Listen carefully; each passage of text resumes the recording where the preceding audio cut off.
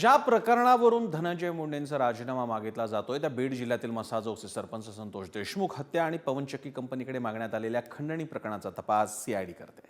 सर्व प्रकरणाची चौकशी करण्यासाठी उपमहानिरीक्षक बसवराज तेली यांच्या नेतृत्वात एक एसआयटी स्पेशल इन्व्हेस्टिगेशन टीम नियुक्त करण्यात आली। मात्र या एसआयटीतील काही अधिकाऱ्यांवर आक्षेप घेण्यात आलाय, कारण त्यांचे संबंध वाल्मिक कराडशी असल्याचे फोटो सोशल मीडियावरती फिरतात, त्यामुळे त्यातील तिघांना वगळण्याची मागणी सुद्धा होते। काय प्रकारे बघूया आपण सुद्धा।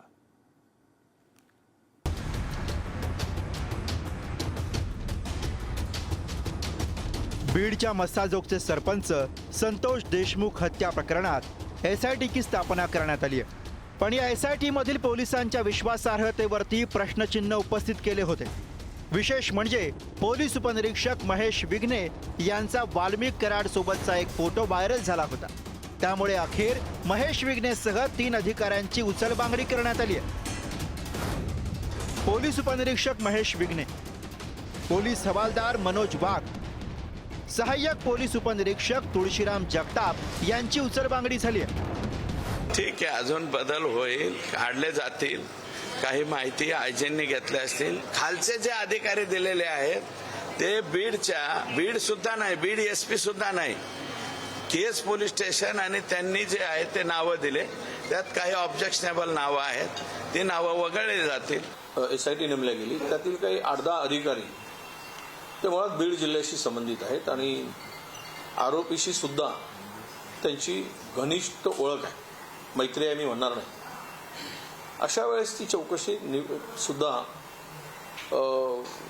फेअर होणार नाही आणि चौकशीतून निष्पन्न होण्याची शक्यता दिसत नाही। या चौकशीसाठी सिनियर IPS अधिकारी राष्ट्रवादी शरद पवार गटाचे आमदार जितेंद्र आव्हाड, सामाजिक कार्यकर्ते अंजली दमानिया यांनी एक्सपोज करत महेश विघ्ने यांच्याबाबत प्रश्नचिन्ह उपस्थित केले होते। वाल्मिक कराड आणि PSI महेश विघ्ने यांचे जवळचे संबंध असल्याचं बोललं जात आहे। परिणामी खडबडून जागा झालेल्या पोलीस प्रशासनाने API महेश विघ्ने यांच्यासह हवालदार मनोज वाघ यांची उचलबांगडी करण्यात आली। संतोष देशमुख प्रकरणात शासनाने नेमलेल्या एसआयटी मध्ये एक प्रमुख IPS बाहेरचा नेमलाय।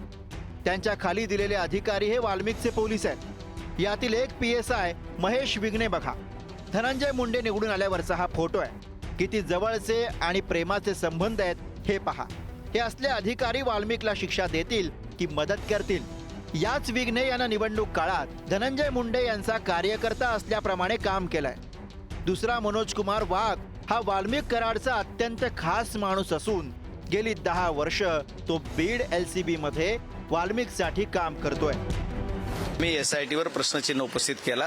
त्याचं कारण असं आहे की बीड जिल्ह्यामधील जवळपास 9 कर्मचारी आणि अधिकारी त्याच्यात घेतलेले आहेत।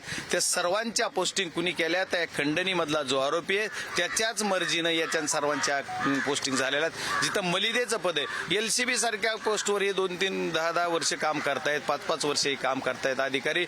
यांचे फोटो सुद्धा निकालाच्या दिवशी यांच्या सोबत आहेत आणि हे यांची चौकशी काय करणार? जे अधिकारी नेमलेले हेच अधिकारी बीडला धनंजय मुंडेंनी आणलेले आहेत आणि म्हणून एसआयटीला चांगले अधिकारी, डायरेक्ट IPS अधिकारी कुमावत सारखे असतील, शाजी उमाप सारखे असतील, अशा लोकांना तिथं तुम्ही नेमावं, आम्ही त्यांना विनंती केली। संतोष देशमुख हत्या प्रकरणी आरोपी जयराम चाटे, महेश केदार, प्रतीक खुले, विष्णू चाटेचा पाय खोलात गेलाय। या 4ही जणांच्या पोलीस कोठडीत वाढ करण्यात आली आहे। आरोपींची एक मोठी साखळी आहे, हे सराईत गुन्हेगार आहेत। आरोपींना गुन्हा करण्यासाठी आणखी कोणी मदत केली आहे का याचा तपास करायचा आहे। आरोपींची संघटित गुन्हेगारी, इतर सदस्य कोण आहेत याचा तपास करायचा आहे। सर्व आरोपींना समोरासमोर बसवून चौकशी करायची। आरोपींच्या डोळ्यात कोणतीही भीती किंवा पश्चाताप दिसून येत नाहीये। फरार असताना आरोपींना कोणी आर्थिक मदत केली याचाही तपास करायचा आहे। हत्या कोणाच्या सांगण्यावरनं केली आहे का याबाबतचाही तपास व्हायचा आहे। या सगळ्या प्रकरणामध्ये राज्य सरकारने अत्यंत निर्धाराने कारवाई केलेली आहे। कुठेही आम्ही मागे हटलेलो नाही, मागे हटणार नाही, कोणाला सोडणार नाही आणि कोणी कोणाला धमक्या देण्याचा प्रयत्न केला तर त्यालाही सोडणार नाही।